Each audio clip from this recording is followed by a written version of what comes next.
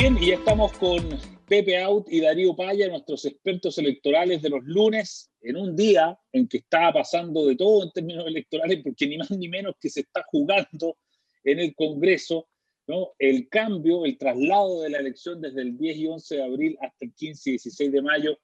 Pepe Out, Darío Paya, ¿cómo están? Buenas tardes en este día, lunes 5 de abril. Estamos, y de eso Hola, buenas tardes. de eso estamos seguros, lo que no es poca cosa atendida a la incertidumbre en que el Congreso insiste meternos. El hecho de estar ya 5 de abril no es poco. 5 de abril es una buena fecha. Ah, Muy bien, a ver. Para los maipucinos es la fecha en que se debería celebrar de verdad la independencia de Chile. Muy bien, Pepe Out, excelente. Se va a ganar premio. Fíjate que me habían llegado en la mañana WhatsApp de gente que me decía, oye, ¿por qué en ni un medio de comunicación nadie dice que el 5 de abril, digamos, que siendo una fecha tan importante para la patria? Tienes toda razón, se ha dejado de nombrar. Sí. Vamos a ver si es que este 5 de abril en el Congreso se hace historia también.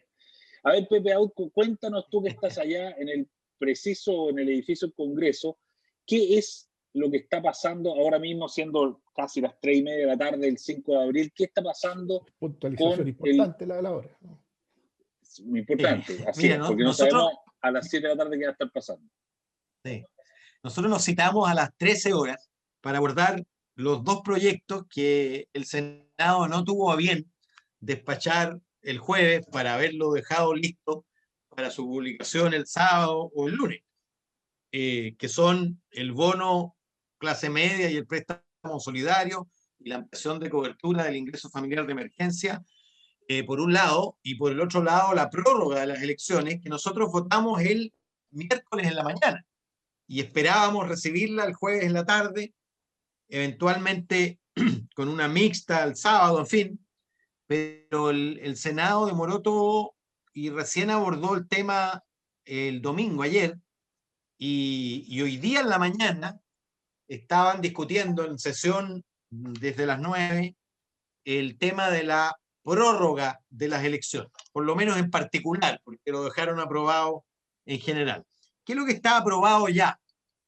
Primero, que la elección se prorroga, no se realiza este sábado y domingo.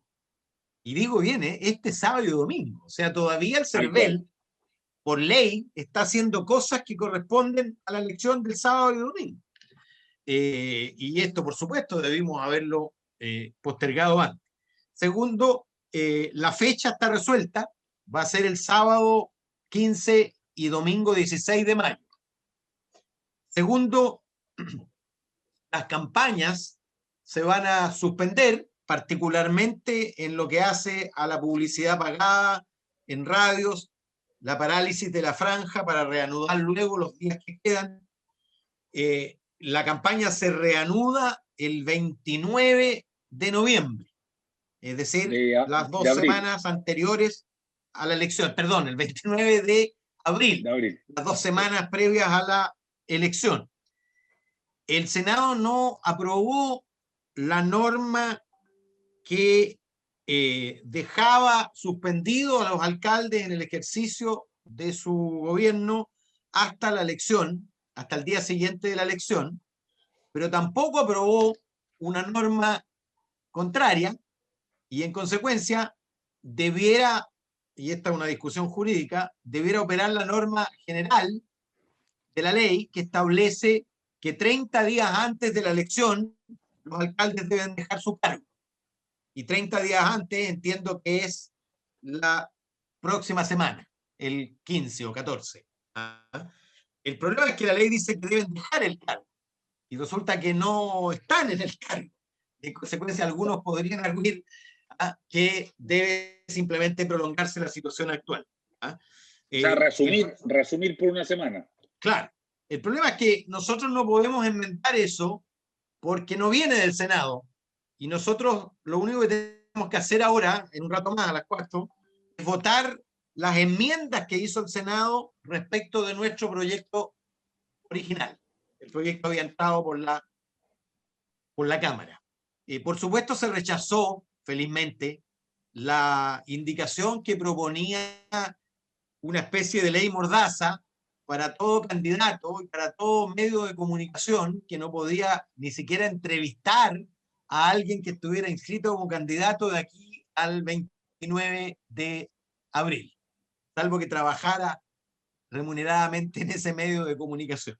Yo no sé quién fue el creativo que pensó que era positivo amarrar a ese punto la expresión cuando tenemos una necesidad de información, particularmente respecto a una elección que son 4 simultáneas, ¿ah? Y que tienen más de 12.000 candidatos. Es indispensable continuar ese proceso de información, que lo han hecho por lo demás muchos medios, y si hubiera regido esto, todos esos paneles, esas discusiones temáticas de las distintas medios de comunicación habrían estado prohibidos. O sea, una completa locura, ¿ah? Un exceso ideológico de no sé qué ideología, por lo demás, ajena completamente un al totalitarismo, claro. republicanismo nacional, ¿ah? Nosotros entonces vamos a tener una sesión ahora, si no aprobamos todo lo que viene del Senado, cosa que sí hicimos en el bono de clase media y por lo tanto se va a publicar mañana, tendría que haber una mixta esta noche. ¿Ah? Ok, de acuerdo. Y ahí a ver si mañana efectivamente tenemos normas. Bien, hemos quedado muy al tanto. Darío, te quiero preguntar lo siguiente, a propósito de esto mismo. La semana pasada, nosotros aquí en este podcast, dijimos que el gobierno prácticamente no tenía necesidad de negociar nada con la oposición a propósito de este proyecto, porque era muy de sentido común mover la elección. Había un apoyo del 74-75% de la gente en las encuestas de mover la elección, y sin embargo vemos que el gobierno ha tenido que negociar y allanarse incluso, como bien nos explica Pepe, vinieron en paralelo el proyecto de ayuda para la cuarentena, ayuda económica del gobierno, los 6.000 millones de dólares, y por otro lado el cambio de la elección, que uno no entendía por qué esto era como transable, estas dos Estaba cosas. antes, ¿ah? No, que venía de antes, más ya se había aprobado de hecho ya había sido aprobado en la Cámara y estaba en el Senado. Tal cual. No sé, ¿qué opinión tienes de lo que ha sido esta semana de... Tú me preguntas a mí porque yo voté por este gobierno, ¿no? Sí, para que yo explique lo está bien. inexplicable. O sea, yo te diría que si fuera oposición, te diría, pero ¿por qué ustedes condicionaron y plantearon describámoslo física, no éticamente, este chantaje, que incluía dos cosas que las dos querían, ¿no? Porque normalmente uno chantajea entre una... y yo creo que la respuesta sería como en alguna película, porque podemos. Porque hemos descubierto que cada vez que decimos que no, al número que sea, nos mejoran el número. Y el único debate que tenemos siempre entre nosotros, yo creo, me dirían los de la oposición, es no seguir, pues, no digáis que sí todavía, sí, hay que volver a decir que no, porque nos van a volver a mejorar el número. Y nos van a volver a mejorar. Bueno, y esa dinámica yo creo que es bastante visible. Así, yo no te puedo explicar en términos lógicos por qué, salvo constatar que se podía. Y aquí estamos. Y en realidad mi otra reacción a esto es un conjunto de preguntas que yo me gustaría hacerle a Pepe, pero sé que no me puede contestar. Entonces, si quieren, como no hay nadie más viéndolo en este minuto, inventemos un código. La respuesta sí es con un pestañeo, Pepe, la respuesta no es con dos. ¿Ah? Porque la gente se pregunta, ¿por qué estamos en esta discusión? Entonces, hay toda clase de teorías, si este es el juego, lo mentiroso y todo es correcto. Esta discusión partió porque la campaña de la candidata Narváez iba lenta, entonces había un atractivo para cierta gente de atrasar todo el proceso. Estoy viendo si está bien. Están mirando de la cara, qué cara otra gente que dice, no, es que Heraldo le pasaba lo mismo. Bueno, yo pienso lo contrario. Los grandes perjudicados son los candidatos, porque el verdadero despegue va a ser después de la elección y los candidatos menos posicionados van a tener menos tiempo. Cuando Porque se el tiempo instale político, electoral, en el fondo se va a retrasar en 5 semanas. Entonces, la otra pregunta, sugiero mirarle los ojitos aquí a los párpados, mejor dicho, es, de nuevo uno escucha bueno, los alcaldes no lo mencionemos, porque es evidente que al menos algunos sacó la cuenta, dijo, pucha, yo quiero volver a tener el cargo. Algunos dicen, no, es por las lucas, por el sueldo, porque lleva muchos meses sin sueldo. Otros dicen, no, porque es el mes de la cajita, candidato y alcalde al mismo tiempo, una ventaja gigantesca para los no incumbentes. Los incumbentes algún poder de influencia tienen, los de allá y los de acá. Es un buen negocio para todo el mundo. Si terminamos en una semana, producto de hacer calzar las normas legales, como decía Pepe, esa semana va a ser la semana de la cajita, en que van a De ser repartir candidatos y alcaldes. cajita. La cajita feliz. Repartir Y cajita. esa es una metáfora, Cajita feliz. y yo sé que hay alcaldes que van a ver esto y se van a indignar, pero ¿cómo? Si la gente lo necesita. Bueno, está muy bien. Yo imagino que esas cajas se están entregando igual por quienes están ejerciendo interinamente esos cargos.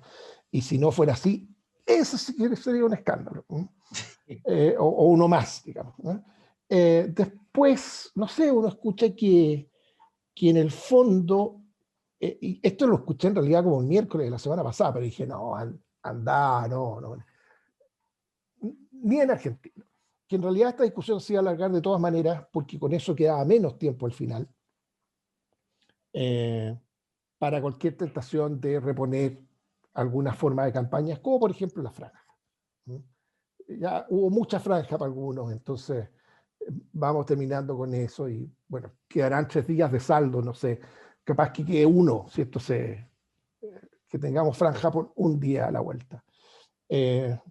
Bueno, he visto que Pepe aún no ha pestañeado con ritmo alguno, que nos permite interpretar nada, pero yo simplemente digo estas cosas porque en parte en el ambiente que estamos, y ahora no ironizo, en que las lógicas con que se están actuando desde el Congreso y que puede tener muchos orígenes, fundamental entre ellos, de juicio, el fraccionamiento de los liderazgos y la capacidad de ordenar las cosas. Pero se presta para toda clase de especulaciones. Toda, ninguna bonita, ninguna estéticamente agradable. Y eso es una pena en sí. Ojalá esto se resuelva luego y lo mejor posible para avanzar con esto. Así es, lamentablemente. Oye, déjeme avanzar un poquito Sí, Pepe. Eduardo, antes de que te vayas al otro tema, yo tengo la preocupación de que todo esto, pausa de campaña, etcétera, redunde en una caída significativa de la participación. Porque ya era complejo pasar de una elección binaria, donde tú tenés que decir sí o no, apruebo o rechazo, en 2 preguntas, mixta o íntegramente elegida, simple, fácil de comunicar, etcétera, a una elección donde 13.000 personas hacen cacofonía, neutralizan sonido, más que comunican, hacen ruido, donde son 4 elecciones distintas, en contexto de pandemia igual, porque no vamos a estar radicalmente distinto en 5 semanas de lo que estamos hoy día. Todo indica que va a haber contenido, la ola, en fin, pero no estaremos como estábamos en octubre. Y en consecuencia, yo que había pensado en una elección con un número similar de votantes, fíjate, de 7,5 millones, estoy pensando en que vamos a tener una elección con 6,5 millones. Así mucho más parecida a las elecciones habituales. Eso en el que hemos margen, tenido. Pepe, corrige para qué lado, marginalmente para qué lado se mueve tu cálculo. Depende de si los que dejan de ir son los jóvenes. Yo creo que van a dejar de ir jóvenes populares de sectores populares. ¿Ah? En La Pintana, por ejemplo, votó una cantidad increíble que no acostumbraba a hacerlo. En Maipú pasamos de 106.000 en las municipales a 240.000 en el plebiscito. ¿Ah? Y en la segunda vuelta habían participado 180.000, es decir, 60.000 personas nuevas. Yo creo que parte de ello se va a retraer porque la otra elección era muy simple, muy fácil de comunicar, esta otra es muy compleja. Es un enredo. Y por otro lado, adultos mayores que ya se restaron en la otra probablemente no se sentirán tan motivados para sumarse, pero depende de esa ecuación, porque si reduce la participación del segmento menor de 30 años, cuya participación creció sensiblemente, obviamente el favorecido es la derecha. ¿Ah? Todo esto en los márgenes, por supuesto, pero los márgenes, tú sabes bien, hacen diferencia a la hora del resultado. Bueno, súper buen punto. Y ese punto nos lleva precisamente a este segundo tema que yo quería tocar hoy día y que tiene que ver con estos pronósticos que se han hecho. Nosotros comentamos en su minuto el pronóstico que hizo Pepe, que alguna gente en la derecha lo interpretó como un pronóstico relativamente optimista porque de algún modo le garantizaba a la derecha el tercio que espera tener, al menos el tercio, ¿no?, que espera tener en la convención. Sin embargo, este fin de semana en los diarios y también por redes sociales ha circulado otro pronóstico que por lo menos en la presentación dice ser más preocupante o menos optimista para la derecha, que es este pronóstico que hacen dirigentes, digamos, y se supone que especialistas electorales de los tres partidos de Chile Vamos, los tres partidos, Hernán Larraín, Mate de Bópoli, Guillermo Ramírez de la UDI y Rodrigo Villar, Renovación Nacional, y que básicamente dicen que el tercio ese no estaría tan garantizado y que incluso hay riesgo de no tenerlo. Partamos, Darío, no sé si tú, me imagino que has visto y has escuchado y conoces eso. ¿Tú sientes que tiene razones la gente de la derecha para sentirse menos optimista respecto de esto? Bueno, hay una serie de supuestos en este cálculo que es posible de corroborar o desmentir, ¿no es cierto? Lo que yo sí afirmaría es que esto es direccionalmente correcto. ¿Ah? Lo conversamos acá y yo encontré que uno de los principales aportes a la discusión del estudio que hizo Pepe Abud es que sacaba de la cabeza este número fácil y mágico en realidad, imaginario, del 38% contra el cual giraba mucha gente a la hora de predecir cómo le iba a ir a la derecha. ¿No? Es que el 38 que sacó en la última parlamentaria, el 38 que sacó la última lista de diputados, ese 38 fue en un país que no existe. ¿Eh?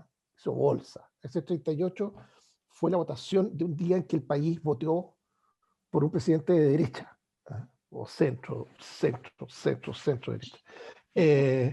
Y hoy día la realidad es otra. Entonces, Pepe dijo, no, ese número va a estar poquito por sobre el 30, era 31 algo, creo recordar.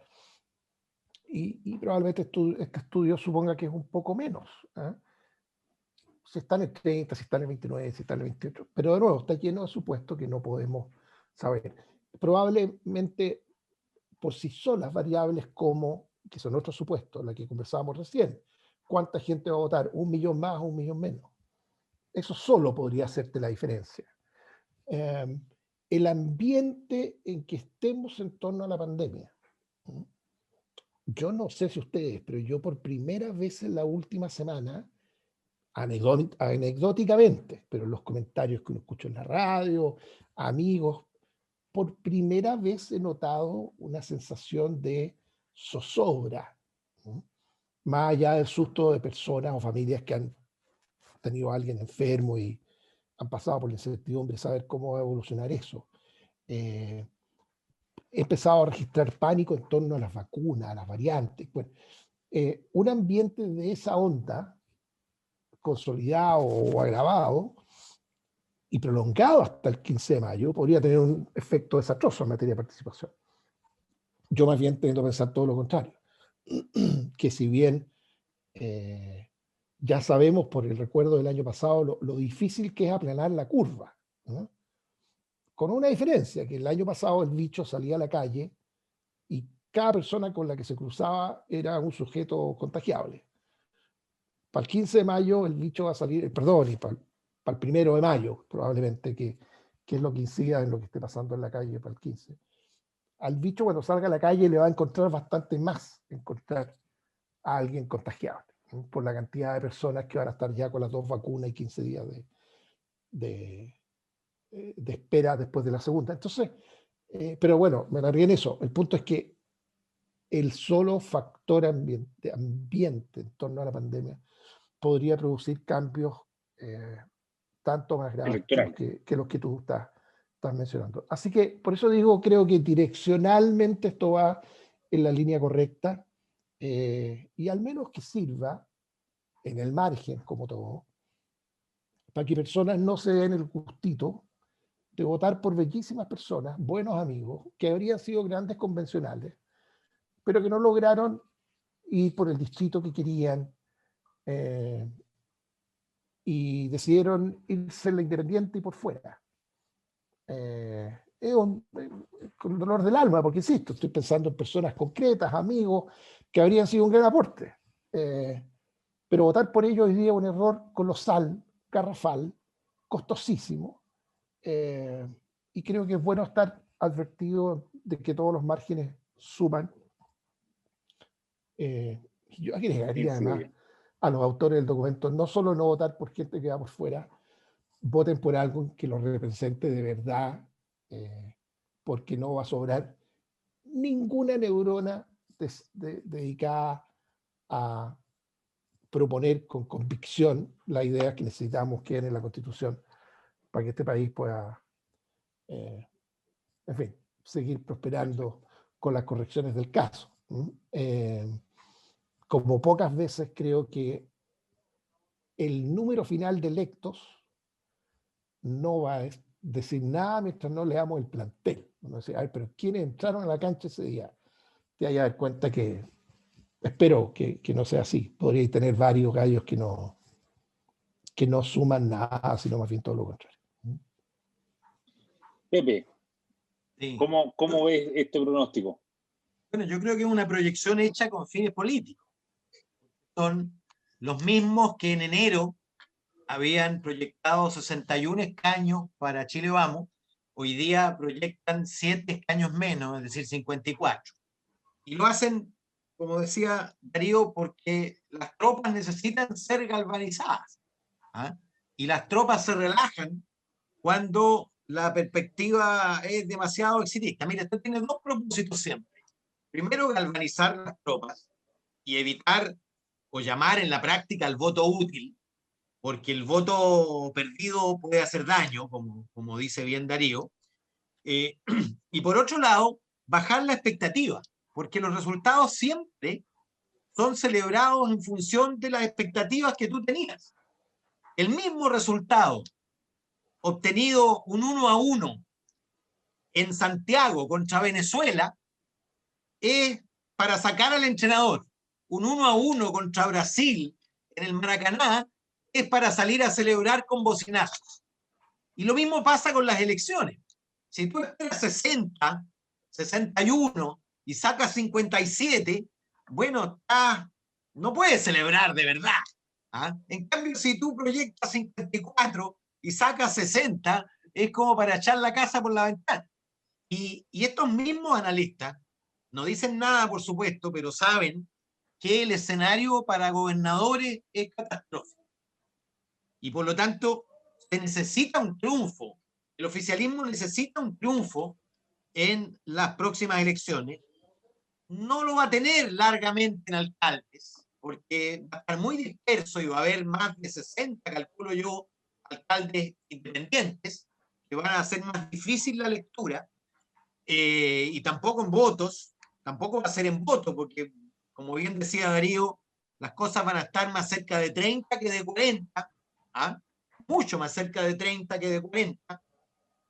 Piensa tú que la derecha ha llegado incluso al 44% en la elección parlamentaria del 2001, y ahora el 2017 a 38%, y en la municipal anterior a 40% en concejales y más de 38% en alcaldes. Y por lo tanto, todos esos números van a estar más bien debajo. En consecuencia, si yo digo que voy a tener un número relativamente bajo, y digo relativamente porque el cuadro publicado en el Mercurio muestra los 17 escaños reservados como si fueran de la oposición los 17. Y francamente es muy difícil saber a ciencia cierta cómo se van a alinear esos 17 en los temas que no sean los temas de la reivindicación propiamente de los pueblos originarios. ¿Ah? No van a ser todos de oposición, sin ninguna duda. A lo mejor van a ser 70-30 lo que se dice, ¿no? Claro, y en algunos temas, mira, yo tengo la sospecha fundada de que cuando tú veas los planteles elegidos en cada uno de los bloques, te vas a dar cuenta que cada cosa va a tener una mayoría distinta. Y va a ser muy distinta la mayoría que se configure para la autonomía del Banco Central que la mayoría que se configure para la consagración de la vivienda como un derecho social. Van a ser distintas esas mayorías. Claro, va a ser probablemente por tema. Yo le agregaría que para casi cualquier tema que te puedas imaginar, va a tener un tercio más uno en contra. Sé que el gran desafío es y fíjate que todo el mundo lo ha visto esto, al menos en los círculos culturalmente derechas. Como la conversación ha estado siempre en torno a la derecha y el tercio, la derecha y el tercio, la derecha y el tercio. Nunca se ha preocupado la derecha por preguntarse, bueno, ¿qué cosa que yo pudiese querer ver en la Constitución? Como la ley de la gravedad, ponte todo un par de cosas difíciles de convencer a la izquierda de su valor. Bueno, ¿cuál de ellas puede no encontrarse con un tercio más uno al frente que impida esta Constitución? Y esa lista también es súper cortita. De verdad el desafío de los constituyentes es de una dificultad que es difícil imaginarse. Pero bueno, falta. Darío, yo no sé si tú compartes, pero para mí la principal preocupación no es si va a salir temor a que salga una constitución loca, bolivariana o de cualquier especie que bloquee el desarrollo. Mi principal preocupación es el fracaso en proponer un texto constitucional. Ese es el riesgo mayor, más que salga una constitución de locura, es que no salga una constitución. Yo te diría, y casi con el mismo, porque ese momento que tú nos haces imaginar, es muy fácil asociarlo a riesgo de explosiones sociales renovadas, qué sé yo. Y claro, eso inclina a cualquier análisis, pero yo creo que hay otra cosa igual de fregada. Yo creo que hay pocas frases más repetidas y que a mí me suenan más huecas que esta de que vamos a elegir o vamos a redactar una constitución para los próximos 50 años. Yo creo que aquí el desafío es tener una constitución que dure 3, 4, 5 y no entrar en esta espiral. Bueno, no tengo para qué explicarla. Que de alguna manera es un fracaso del proceso también. Es que no te pusiste de acuerdo en un texto constitucional o te pusiste de acuerdo en algo que tiene tantos forados que hay que empezar a parcharlo sobre la marcha. Oye, buenísimo. Ya empezamos a mirar bien para adelante. Está bien, hay que hacerlo, hay que mirar la hora. Hoy día tener una ley que nos permita votar por todo esto para el próximo mes. Y por supuesto vamos a seguir hablando porque vamos a seguir acompañando este proceso. Pero fue no tener a la vista lo que viene más adelante. Me gusta esa posibilidad, así que les agradezco que hayamos entrado también en ese tema. Oye, Audio, Darío Paya. 5 segundos. No, es que para mantener aquí las condiciones de igualdad, yo me di cuenta que de manera sutil y ladina señor Abud tiene puesto ahí sobre su hombro derecho un banderín de una banderín institución. de Colo-Colo, claramente. Claro. Vamos a tener que traer el de la U para No, perdón, es la razón por la que yo Ahí, me paré en un ahí minuto. está. Este es el detalle azul que comenzó a poquitito a aparecer en pantalla para mantener el debate en condiciones de una igualdad. Está bien, está bien, está bien. Fair enough, como dicen los gringos. Suficiente ya, bien. Oye, bueno, muchas gracias Pepe, muchas gracias Darío. Nos vamos a encontrar el próximo lunes y por supuesto vamos a seguir atentos a lo que pase, porque como dije recién, todavía no tenemos ley para votar esto, así que ojalá que la tengamos. Pepe, un abrazo, Darío, un abrazo. Muchas gracias. Bien, chao Darío.